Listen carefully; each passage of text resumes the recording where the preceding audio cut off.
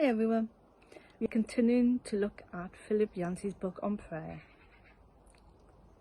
Can you imagine being in a locked room with a dozen of your friends, but you know that one of them is not a true friend and in fact is about to betray you?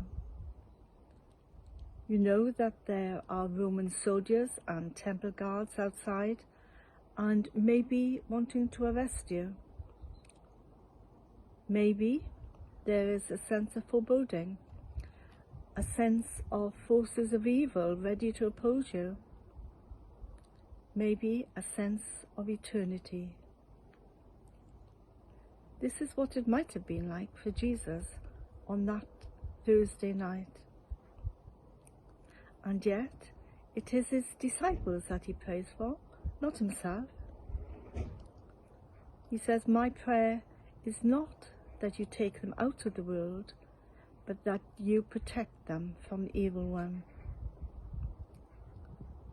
For 33 years, Jesus has not had the omniscience, the all-knowingness of God, or the timelessness that sees all of history in a flash. That's what Philip Yancey says. And in this prayer, Jesus bridges time and eternity, recalling his existence before even volunteering to become to earth as a human. And now, Father, glorify me in your presence with the glory I had with you before the world began. Jesus was chosen before the creation of the world to restore creation to its original intent. And the New Testament also tells of God choosing us before the creation of the world, long before Einstein's theory of relativity, long before the concept of the Big Bang origin was conceived. The Bible deals with timeless concepts. If the disciples understood what Jesus was saying to them about what would happen to him, they must have been puzzled, angry, in despair. But Jesus told them that it was for their good that he was going away. What? Really? How could that possibly be? I'm sure that sometimes we all think that we know better than God. Why don't you do that, Lord? You should do this. Why did that have to happen? I'm sure many of us at some time or another have thought along those lines, if we're honest. Why hasn't God solved the world hunger problem? Why has he not eradicated the COVID virus or Ebola or the Black Death? Why didn't he eliminate tyrants like Bin Laden or Hitler?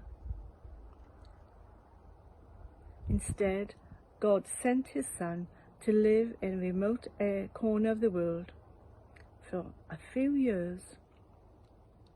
And he delivered in person the message he wanted to convey, and then he left, claiming it was somehow for our good. The disciples were used to asking Jesus questions in person, telling them their complaints, asking him questions, presenting their requests. Now would be a different method of approach. And this method, it's prayer. Of all the means God could have used, does prayer seem the best or the weakest and easiest to ignore? Was Jesus right? He went away for our sakes to invite us into direct communication with God and to give us a crucial role in the struggle against the forces of evil. And the Holy Spirit came to help us in our weakness. Jesus, on that night, on that Thursday night, was facing the darkest day in history. And on that night, he prayed the longest prayer recorded in the Gospels.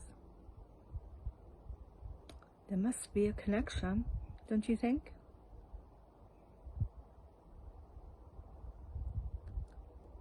So, bye for now, and I hope you have a good week, and I hope to see you next week. Take care, bye.